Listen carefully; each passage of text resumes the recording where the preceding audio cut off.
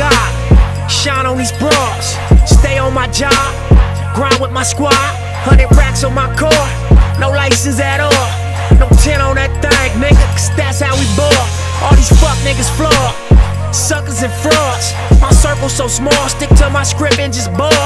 First I pick up my bitch, and we shut down the mall. Had to pick up the tip, she tried to pay for it all.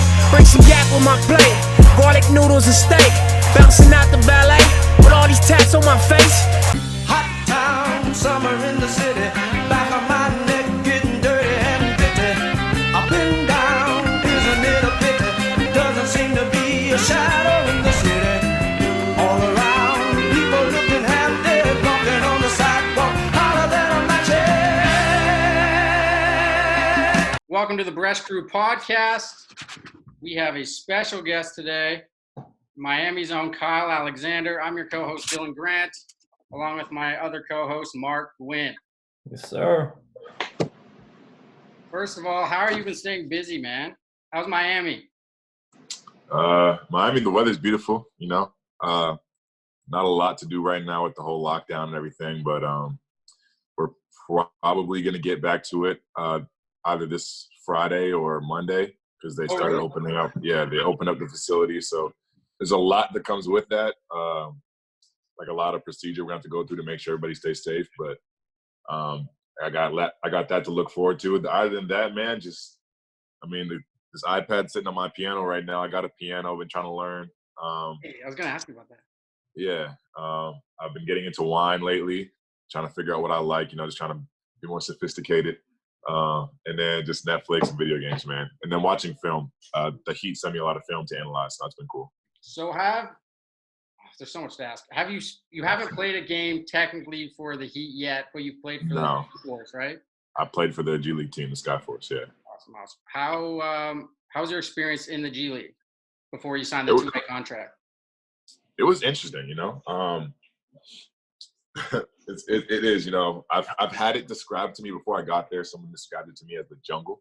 And you kind of see that a little bit when you go down there. Just it's a little different kind of a makeup. But for the most part, I had a lot of fun. I had great minutes on a great team for a great coach with great teammates, so I can't complain, to jump right into that kind of an atmosphere. Not a lot of guys get that, especially in the G League. It can be rough sometimes. So I got along with all my teammates. All of us, like pretty much still talk. We have a group chat. We still talking. Like you don't really get that a lot for a G League team. So that's really nice. And it was a lot of fun, man. I did a lot of growing. I got a lot of minutes. I wasn't really restricted a lot with what I was allowed to do.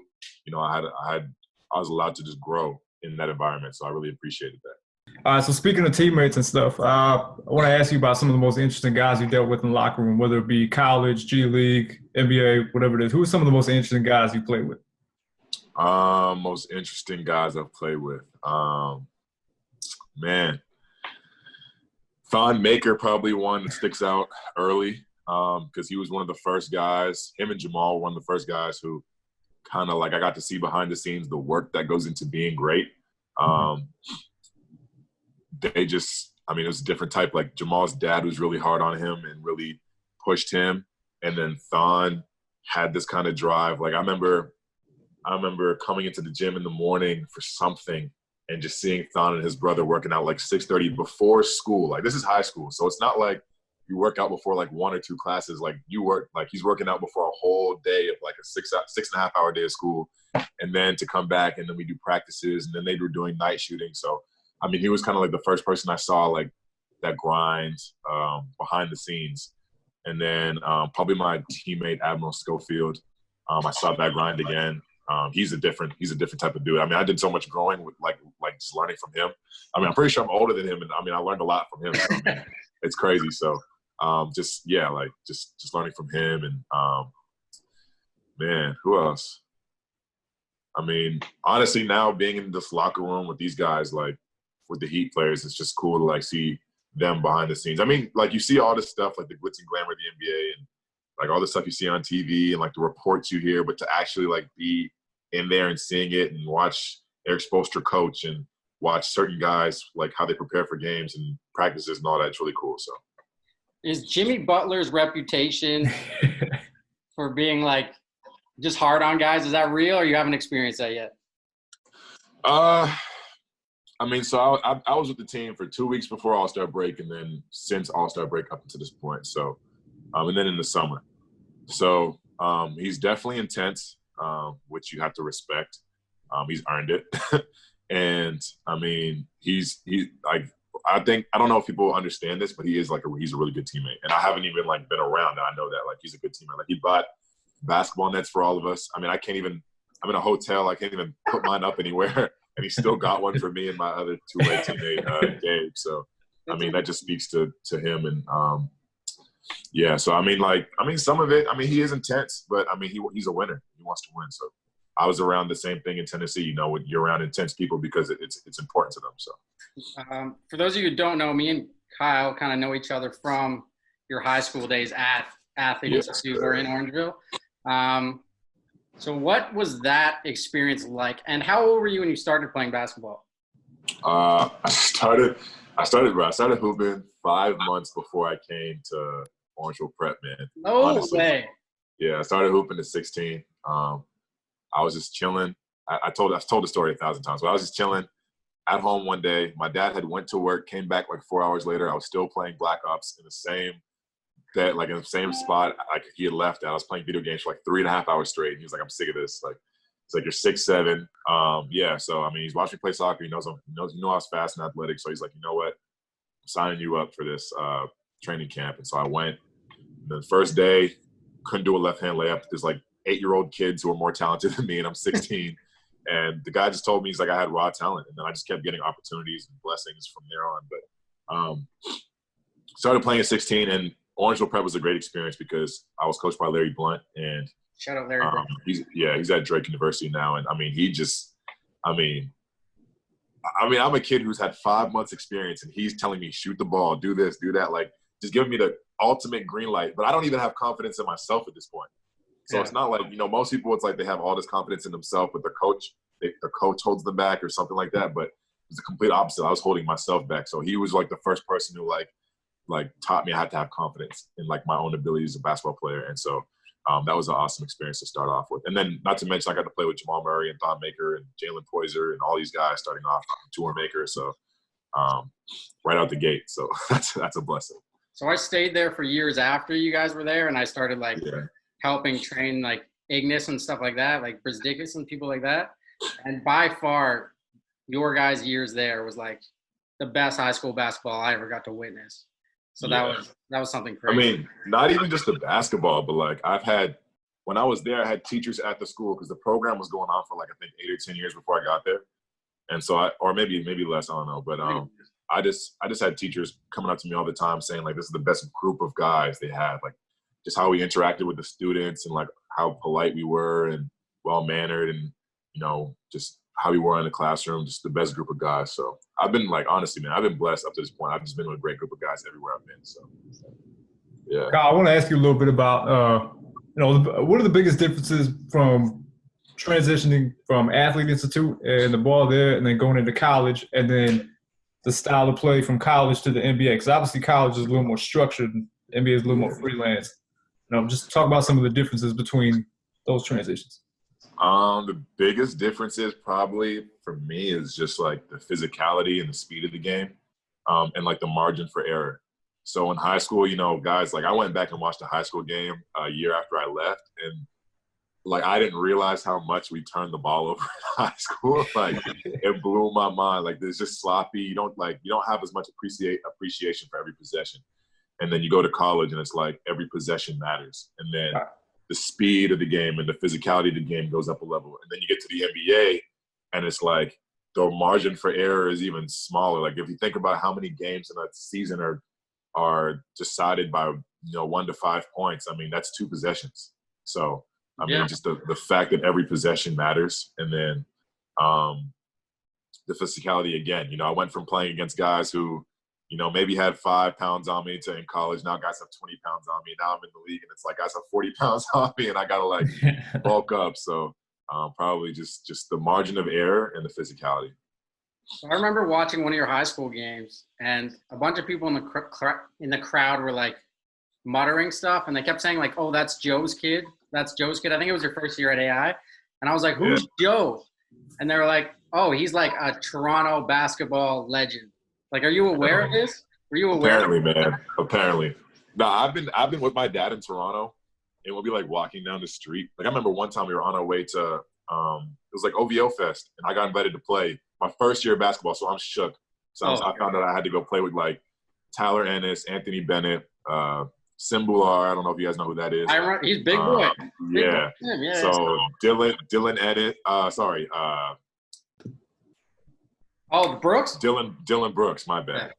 So I'm just finding out I'm about to go play with all these guys, and I'm like 7-8 months into my basketball career. I'm like, yo, I should not be on the court with these guys. Like, why are they inviting me to do this? And I just remember I was walking down the street with my dad going to the gym, and randomly some guy stops. He's like, Joe Alexander.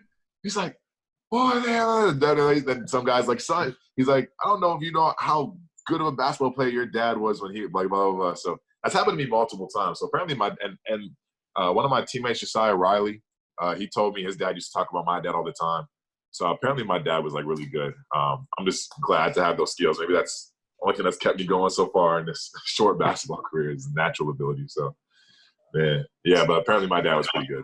So he had a massive – you said it before that he kind of made you go to this camp. Did he have basically all the influence in you playing basketball? For the most part, yeah. Beginning, at least? Yeah, his rule. My mom always told him like, why don't you like when I was like 6 and 7, like why don't you make him play? Oh, I don't want it to be a chore for him. I want him to like it. It's like, why don't you make him play at 10? Oh, I didn't want it to be a chore for him. I wanted to like it. So like he kept telling him, I don't want to force him to play if he's not in love with basketball, which I respect. But like now, I wish you would have forced me to play because I fell in love with the game so early. I feel like I would have fell in love with it if I like started a little younger, But yeah, no, he definitely had a lot of – I mean, even that thing I got invited to, I said no initially. Like, I was like, I'm not doing that. Like, I'm not getting on the court with these guys.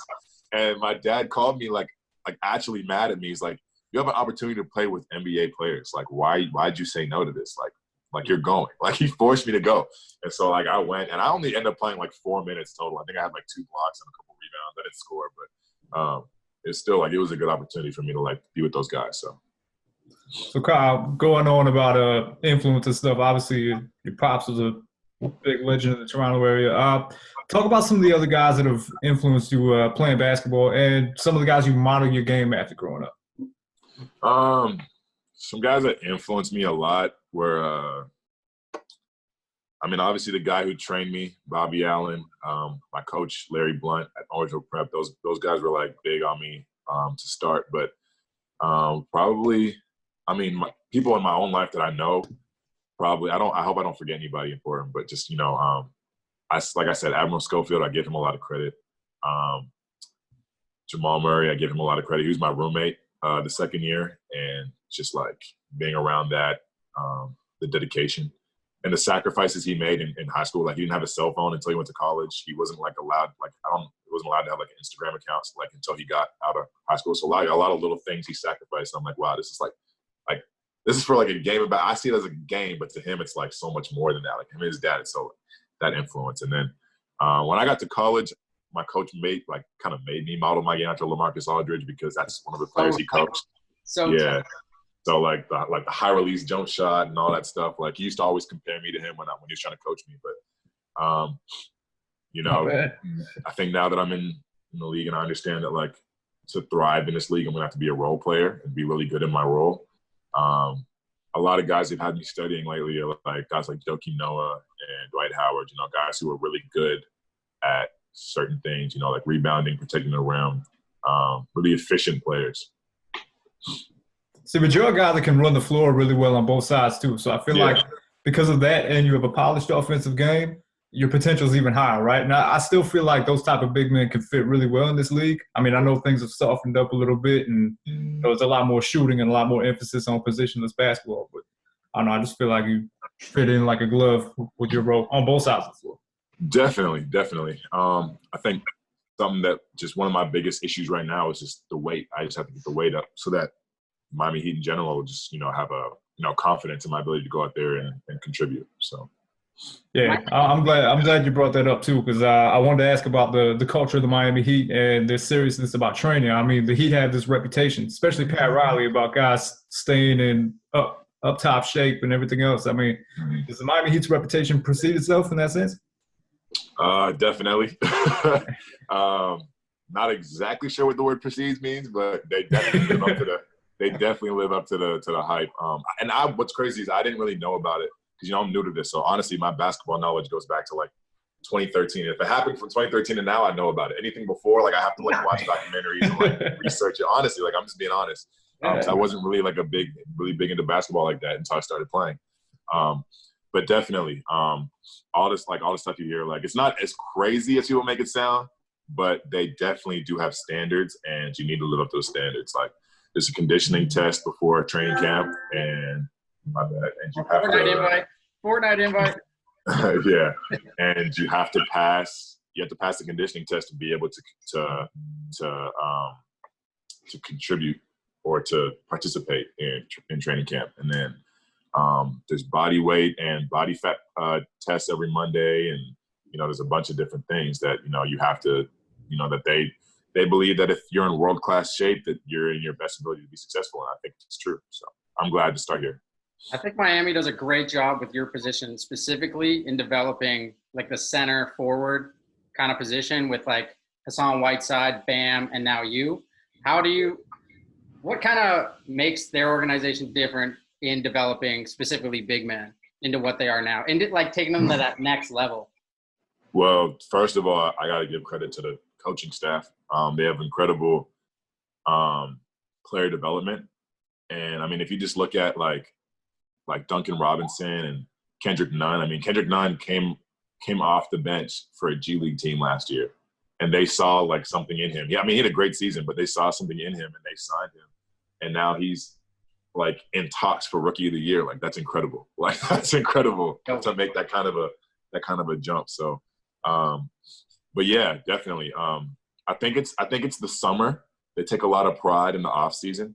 I saw that this off season before the season started. I mean, I was out there like every week working out and conditioning and getting like in the weight room and working on my game. I honestly felt like during training camp, that's like the best my body's ever felt. I was like the heaviest I've ever been. I was almost 230. My body felt incredible. I was probably the fastest I'd ever been. Like I killed the conditioning test. Like it was great to feel that way. And I didn't want to, like, honestly, I didn't want to leave, but obviously I had to go down, and they like, I needed experience. I've only been playing this is my 7th year. Like I need experience. So they sent me down to the G League to get experience because I'd be able to play more there and get more reps. But I honestly didn't want to leave. Like my body felt amazing. So I didn't want to go. So I think that's why they just take a lot of pride in that.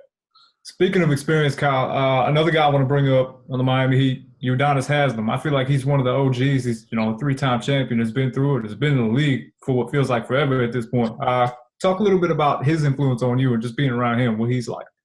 Definitely. I mean, so as everybody knows, he doesn't really play that much, but he's like an extension of the coaches. Until we signed Iggy, I think he was, if I'm correct, I think he was the only guy on the team who had won a championship. So like just to have him on the squad, to have won 3 of them and to know what it takes. I mean, and then a great teammate. He's a great vet. Like he takes such good care of us. He's like so informative. Goes out of his way. He's gone out of his way to like one time the league was having like a meeting about like this whole like coronavirus thing and everything and like shutting down league. And he went out of his way to text all the rookies to make sure we were on the call so that we could like be informed on what was happening. Like he's just a really good teammate. So like to have him on here is great. And I mean, I know why that kept him around. I mean, he's a solid dude. That's dope, man. That's my thing. Like, I feel like some of those type of players, the veteran guys, fall into the radar, and people don't realize how important those veteran influences are in the locker room, whether they play or not. Definitely. Well, I remember the day Rick Barnes came to AI, and he was up in the cap watching the practice. Was he there to see you prior, or did he just end up seeing you while he was there? Yeah, so his associate head coach – pardon? Sorry, did you know he was coming? That's all I was kind of getting at. I did know he was coming, and I was, really nervous.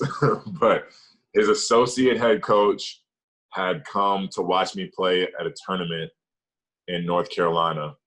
And I think it was a game I played against Cheek Diallo. I don't know if you guys know who he is. He's in the league right now. He played at Kansas. I think he was like a top pick. So I played against him, and he was like a top prospect. So I played against him, and I think there was a play where like me and him got into like a little scuffle for the ball, and I think I won. I think he accidentally stepped on my head, and I got really mad. Like for real, and I got really upset. Like I got really mad, and from that point on, like I just started bawling. And he came, and he had come to watch that, so he's told Coach Barnes about this kid, and so they had came down to see me. And if he gives Coach Barnes like, hey, like I think you should come see this kid, he's gonna come. So they came down to Canada, and I found out about it from my coach, like, hey, Rick Barnes, University of Texas, is coming down to see you. And so I was like, oh my goodness. So I was like, okay. So then, I had just gotten into, I was just coming off of a wrist fracture, so I was like, I had been out for a while. So I'm like, okay, dang, like I'm just getting back to it. We were going to work out, then we were going to play. So he came and watched. We only played 1 or 2 games, and my parents showed up. He went upstairs. He sat down with me, and he was like, I want to let you know, like, I'm offering you a scholarship right now. So then I was like, damn. So yeah, so he offered me a scholarship on the spot. And then I was like, awesome. But he was at Texas. And my thing was, so in the moment, the way I looked at it was, I had just spent half my senior year hurt. I've only been hooping for a year and a half. Like, I don't want to sit out again. And if I had went to Texas, I would have had to redshirt. And I didn't want to. I just wanted to play. Because I told you I started falling in love with the game. I just wanted to play. Yeah. So I told him, like, listen. I told my parents, like, listen, like, if I got a redshirt, I don't really want to go. Thinking back on it, seeing as how I only had a year and a half experience, that's probably the smartest thing for me was to redshirt. But I didn't want to. So I was like, I don't know if I want to do that. Then they made the change from Texas to Tennessee. And they needed to, like, restock and rebuild and do all this stuff. So I was like, oh, I can come in and play right away. I was like, now I'm intrigued. So I went on a visit to Tennessee, and I ended up committing. I think I went on only like 3 or 4 official visits, and I committed. That was my next question. Why Tennessee? But you kind of half answered that. So you could Yeah, because it was like a new coach. So it wasn't like I was going to have to come in, learn the system. These older guys already knew it. Like, it was going to be like a it was a free-for-all pretty much. Like, everybody was going to have to learn the system at the same time. Yeah. Everybody's going to learn this coach, learn what he wanted. Like, it was going to be new for everybody. And I was intrigued by that. So, like, I wouldn't have to, like, come in and, oh, these guys are older. So because they're older than me, like, I'm not going to play because he's going to play as older guys. Like, no, I wanted to be able to come in and fight for minutes out the gate. So that's what I wanted to do. And that was one reason. The second reason was because, like, his resume was just really impressive. He had put a lot of Canadians in the NBA helped put a lot of Canadians in the NBA with Corey Joseph, Tristan Thompson, and other guys. And he had an impressive stat sheet. He'd been to the tournament 16 out of 17 of his last years, and I was like, okay, I said, this is it. Like, this is where I want to go. So the good food and the girls in jean shorts had nothing to do with it. No. But I will say this: walking out when I went on my official visit, and they brought me to the arena. And going out in that and looking around, like, yo, like 26,000 people or 21,000, something like that. Like, that's more than some NBA arenas have. Like, I'm like, yo, like, this is crazy. Like, I could play in front of, like, it's going to be nerve-wracking, but, like, I would love to play in front of all these people. Like, I don't want to go to some small school. It's like 5,000 people. Like, no, I wanted, like, and we sold, my senior year, bro, we sold out. That we only had like 2 games where we didn't sell out the whole arena. So, like, just having that kind of environment, like, not everybody can say they played in front of 26,000 people every night they played. So how nervous is that? How nerve-wracking is that every home game? My first couple years it was nerve-wracking, and then my junior, my senior year, when we started to be good, and I had more confidence in myself as a basketball player, and like, I didn't. There's no way to describe it, man. I mean, you playing in front of 26,000 people. Like, I mean, it's the energy is incredible. So, absolutely. Yeah. So, Kyle, a bit of a random question here, but something I always think about with NBA players is a lot of guys have stories behind their jersey number. Now, you wear number 17 in Miami. Is there any particular reason behind that? And do you have any pre-game rituals or any superstitions or anything that you do on a regular basis going into games? Well, to answer the number question first, my lucky number is 7. And in college, you can't wear 7 because you can't go over 5 because the ref has to be able to put your number on his hand. So my next number is 11. That's my next lucky number is 11. So I went with 11 in college. And then I couldn't do 7 in the NBA because Goran has it. and Dion had 11. So the next thing, I just put them together, and I just got 17. So, like, you know what? I'm gonna just go with 17. And then, what was the second question? Oh, my bad. It was about pregame rituals and Oh superstitions going into it. yeah. I had a lot early in college, and I realized that when I didn't get to do certain things, it messed with my head, and I had like a lot of pregame rituals I would do. And then I was like, yo, listen, like at some point you just got to understand that like that isn't why you had a good game. It's because of your abilities and God. Like if God wants you to have a good game, you have a good game. If not, you're not gonna have a good game. It's whatever it's in his plan for you. So I was like, you know what, at this point, like screw it. Like I just had to tell myself like none of this stuff really matters. The only thing I do now, and I do it even off the court for some reason, I don't know why, I put my left shoe and my left socks on first. I always, like, before every game. If I'm, like, for some reason not paying attention and I put, like, my right sock on first, like, I will take it off and put my left sock on first. Like, I always, like, I can't remember the last time I didn't put my left sock and shoe on first. That's the only thing I do, so. That makes sense, kind of. It's, like, kind of chronological. You always read left to right. That makes sense. What were some of the stuff you tried that you're like, this doesn't work at all? Man, I mean, like going last to get taped before games, like making sure I was the last guy to get taped, and like only eating certain things, and like taking a nap, like trying to take a 15-minute nap before the game. But then sometimes like I needed to get on the Normatec, so I get on the Normatec, but then I couldn't nap. And I would like, damn, I didn't get I didn't get my 30-minute nap in. Like, what am I getting? Like, you know, little stuff like that. I was like, no, we're not doing this anymore. Yeah. So you were on Tennessee from 2015 to 2019, right? Yeah. So 2019, I think, was your best season when you guys went to the Sweet 16? Yes, sir. What was that run like? Because I know you guys were ranked number 1 for about a month or two before that. How awesome was it ending your career, not only being so good in the nation, but also making that run in front of the entire world for the March Madness? It's really good. And honestly, I mean, it's probably part of the reason why I'm here. I mean, when your team wins, everybody wins. People want people who are winners. They want people who are part of a winning culture. And I think that's gonna, you know, so it was great to be a part of that. A lot of hard work and behind the scenes work went into that. I don't think you guys even understand the stuff we went through. Like, honestly, I mean, and then my last year, I mean, we were so good. It got to a point where we were so good where if we lost a game, it was like the world was ending. And I remember I was watching this Jordan documentary and they said it, and I never related more to something in my life. Like, we would lose, like, I think in the Jordan documentary said, like, when you're good, like, when you lose, it feels like the end of the world. And for real, like, when we lost, we were 31-6 with the last one being the last game we lost. So 5 games we lost, like, before that. And I'm telling you, we had, like, come to Jesus meetings. Like, it was like the world was, like, honestly, like, because it got to a point where we went into every game thinking we were going to win. And then we would lose, and it was like, and the first loss, we went on a 19-game winning streak, and then we went to Kentucky and got destroyed by them. And that's like, oh man, like, you don't understand. Like, our coach ripped us a new one in film. Like, it was bad. So, but just, I would say that's what, I mean, it was nice. It was good to be a part of a winning culture. To bring that kind of energy to Knoxville, to be on the number 1 team to say I was a starting center on the number 1 team in the country for a month, like, not everybody can say that. So I don't know. Yeah, thousands of schools, thousands. I know. So I mean, that's awesome. And honestly, it felt good because our junior year's defense was incredible. And then that summer, we spent so much time on our game. I feel like we kind of told ourselves like our offense will take care of it. So we still had moments where we locked down on defense, but we really relied on our offense because we got so much better as players because we worked so hard. And our junior year, I remember we were picked to finish 13th in the conference, and we ended up finishing the season 13th in the nation.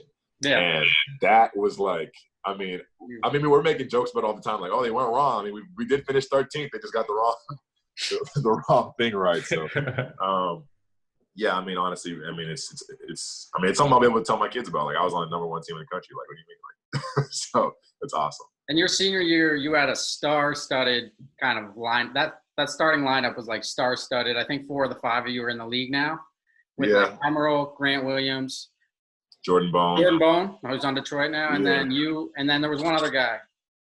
So Lamonte Turner was the same age as us, but his freshman year, he didn't get eligibility. I don't know, NCAA doing what they do. So he didn't get eligibility to play.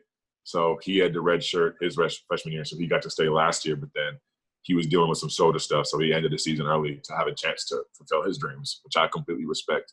For sure. And then Jordan Bowden was the other guy. So those were like, it was, especially my senior year, it kind of rotated between those three guys was Lamonte, Jordan Bowden, and Yves Pons were kind of like the three that everybody was like, those are the three that kind of rotated in that fifth spot, depending on what we needed. So I went to the Naismith Classic earlier this year, which you guys were in against like Washington, I think. And then because it was in Toronto, and then there was like 4 other teams. And I saw Keenan Riley there. We bumped into each other.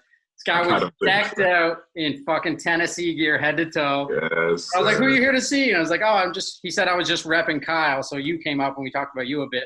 But I remember Lamonte just cooking that entire tournament. Yeah. He's really good. He's working. No, he's a really good basketball player. He's another guy who, like, you can tell, like, basketball is his life. Like, he's one of the harder workers on the team when I was there. So I'm really excited to see how that all pans out for him. So, Kyle, I want to go back to the current NBA situation right now. Obviously, we're in uncharted territory with what's happening right now, but they seem to be doing everything they can to get the season back going so we can crown a champion at the end of the year. Obviously, you're in a situation in Miami where you got a healthy combination of young talent, and you got a bunch of vets that have won championships and been through it. I mean, and Miami's one of the best teams in the East. Assuming things go back to some version of normal, what kind of damage y'all think y'all can do? I mean, I have, just because of all the stuff I've seen behind the scenes and all the work they put in, I have full confidence in this team to be able to make it far and to even win a championship. And unfortunately for me, not that like the coaches would play me, but as a two-way player, you don't get to play in the playoffs, so I wouldn't be able to contribute to that. But I would like, I mean, I think if this, God willing, the season comes back, I think it's going to be a lot of fun to watch because I know that this team has put a lot of work in and they sacrificed a lot. And I just know that, I mean, I know that they want it, and I'm really excited. I would really be excited to see that performance. Given this current situation that like has never really happened before for the NBA season, do you think they would benefit from a March Madness style tournament for this year only? Like one and done to crown a king? I had somebody ask me that before. Like I wanted to go order food and some guy was like, what do you think about this idea? And I was like, it'd be oh my goodness. I mean, just it'd be wild, man. I mean, to watch the guys compete, like,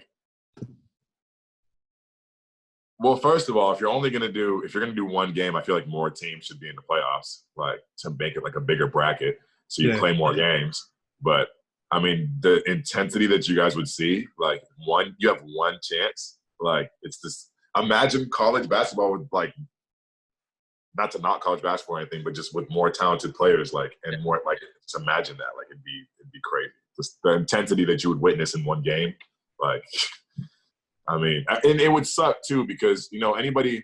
I mean, think about it. Like we've seen Clay go for 60 in 3 quarters. Like just imagine like one player gets hot. Like that's all you need for one game. Whereas if you have a best like 4 to like if you do best out of 7, like I guess, I mean, you have a chance to see which team like you actually get to see which is the better team because it's like over more games. But I mean, one team could get lucky one night and get hot, and then like there are teams who break 3-point records random nights in the league, and it's like imagine if a team did that. Like you have no answer for that. Like you can't scout that. Like so it'd be crazy. It would suck to like not suck. I mean, it'd just be honestly, bro, it'd just be crazy. I mean, you never know what could happen. It'd be NBA madness for real.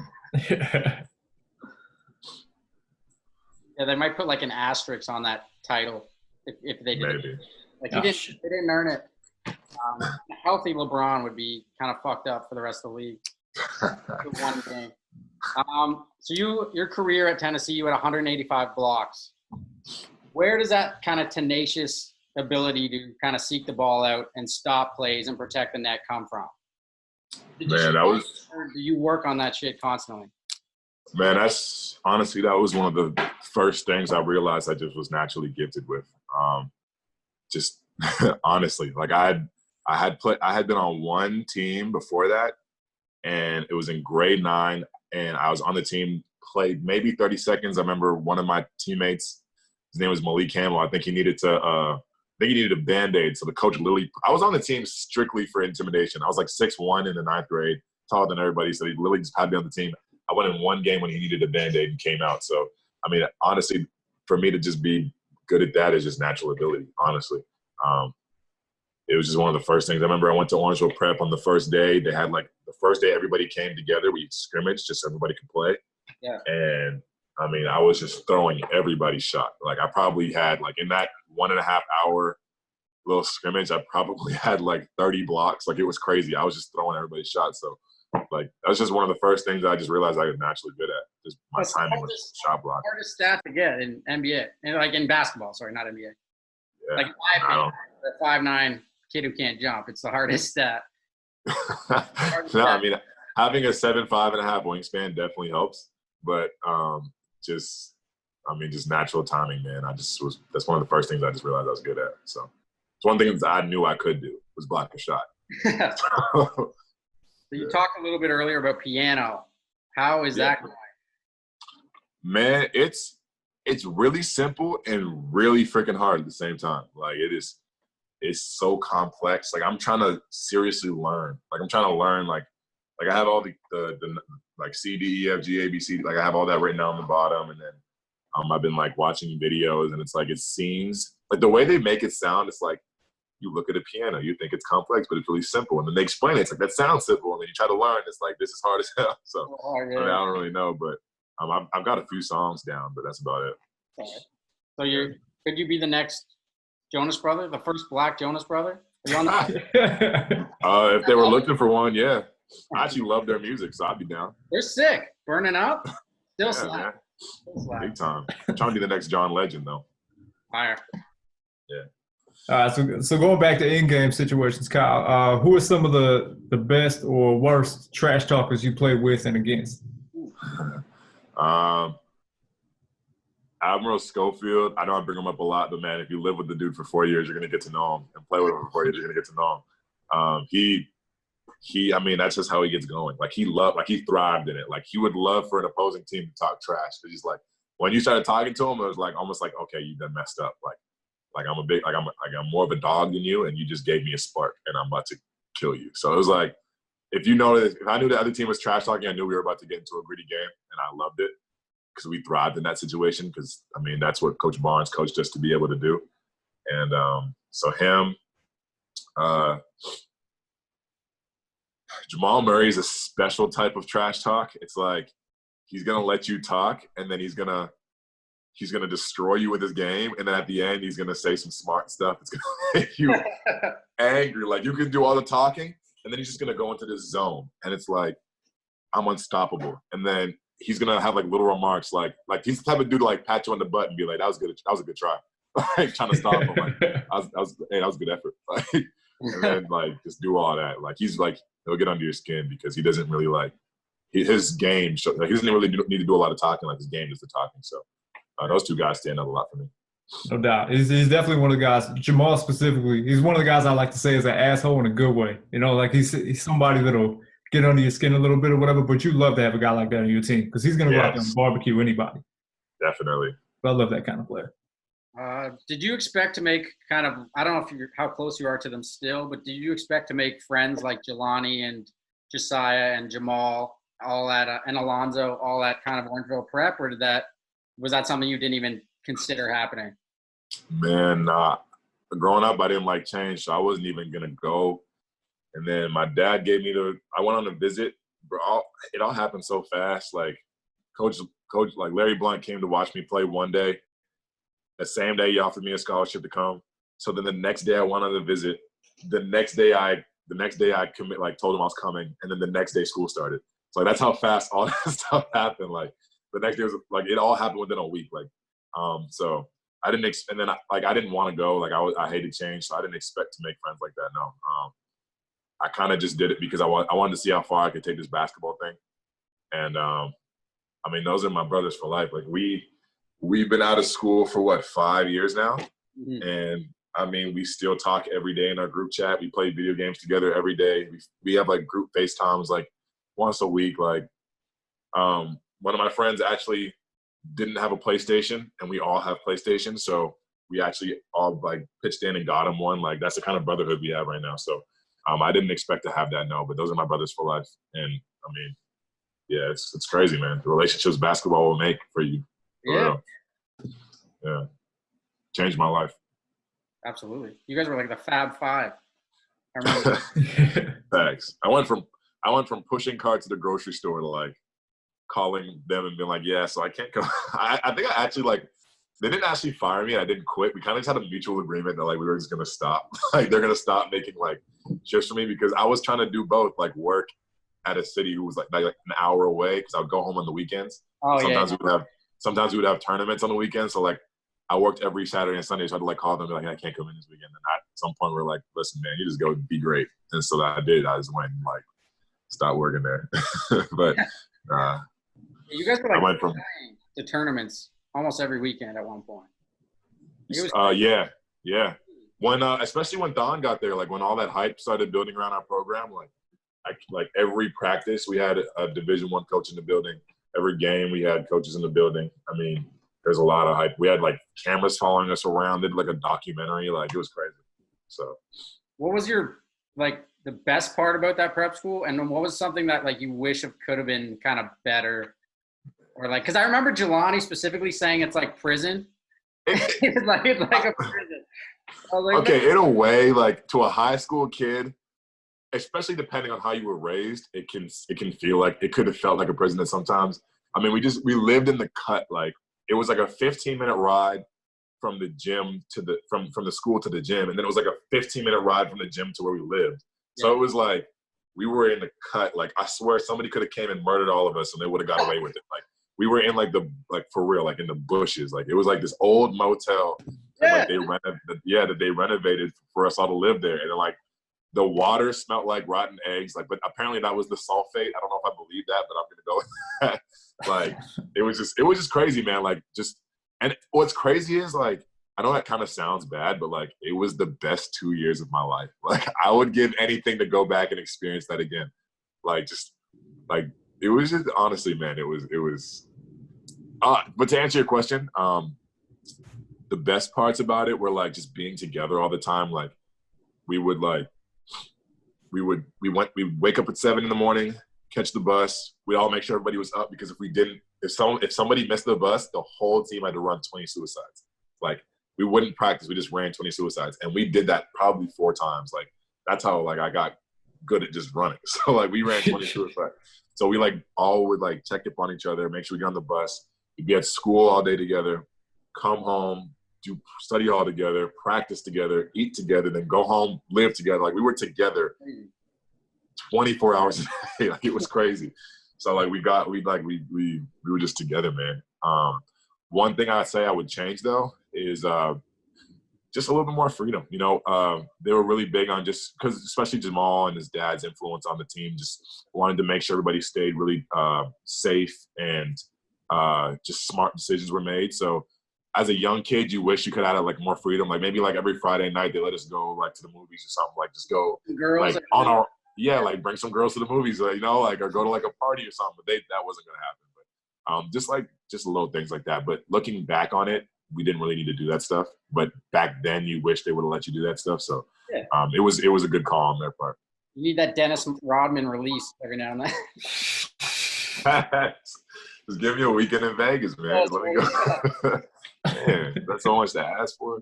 Yeah. I'm playing. Yeah, you guys. I remember you stayed in the Schitt's Creek Motel. Yeah, bro. Honestly, that show is probably in my top 10. That's a great show. You like it? Yeah. I love that show, and it's crazy because they used mine and Jamal's room for the main room. Like I remember one night because I was big. Like I still am big on TV and film production. Like that's what I wanted my major to be. I had to switch it for reasons, but.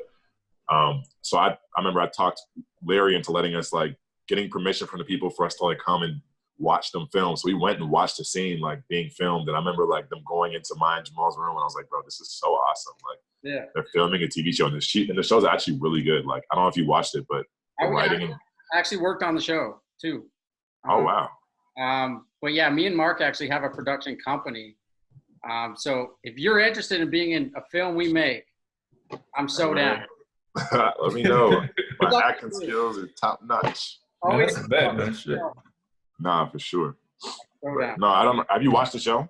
Yeah, I watched the first couple seasons, but I haven't. The ones I actually worked on, the seasons I was actually there for, I haven't watched yet.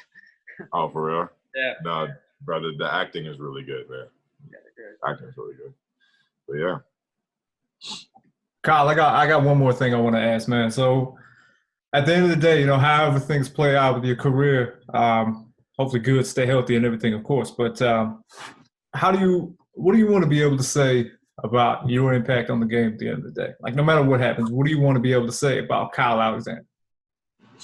Man, that's a good question. I want to be able to tell myself that I became the best basketball player that I was possible of achieving. Like that's been my goal since I started. I'm a realist. I've always been a realist.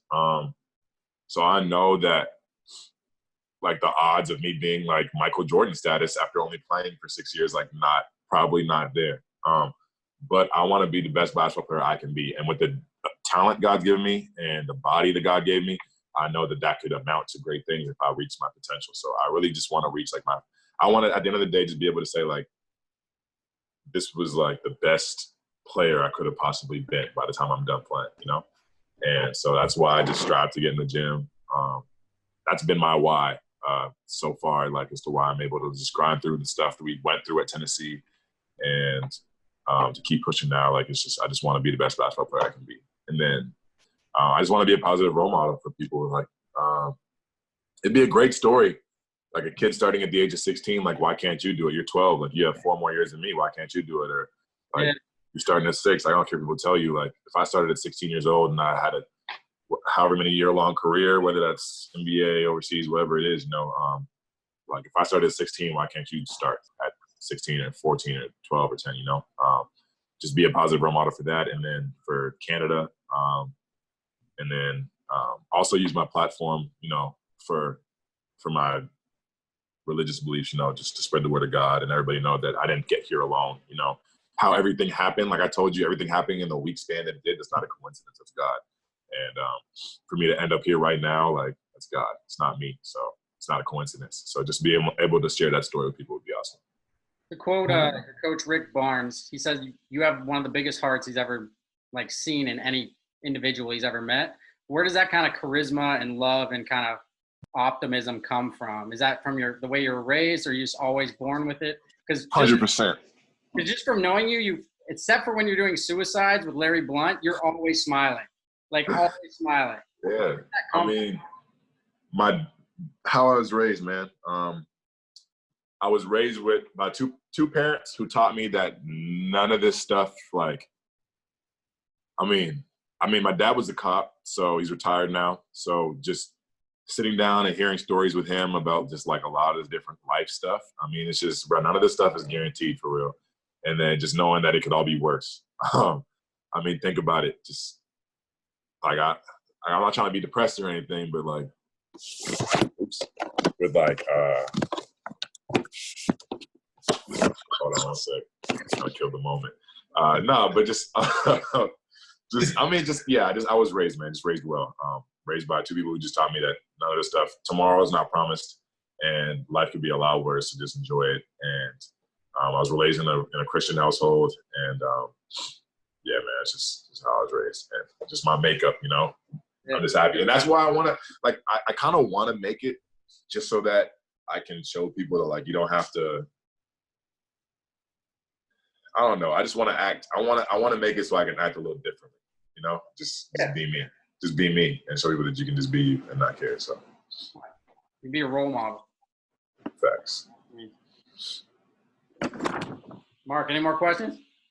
Nah, man, that's all I got. Just one more thing, man. First off, appreciate you doing this. Finally able to sit down, shoot the shit with you. Of course, man. Chop it up, man. It was really good. Finally meeting you and everything. No matter what happens, man, good luck with everything. Stay healthy, please. And we'll be keeping a close eye, man. And stay in touch too. Don't be a stranger, man. This is real cool. Yeah, of course, man. I Send me appreciate you guys wanting me on here.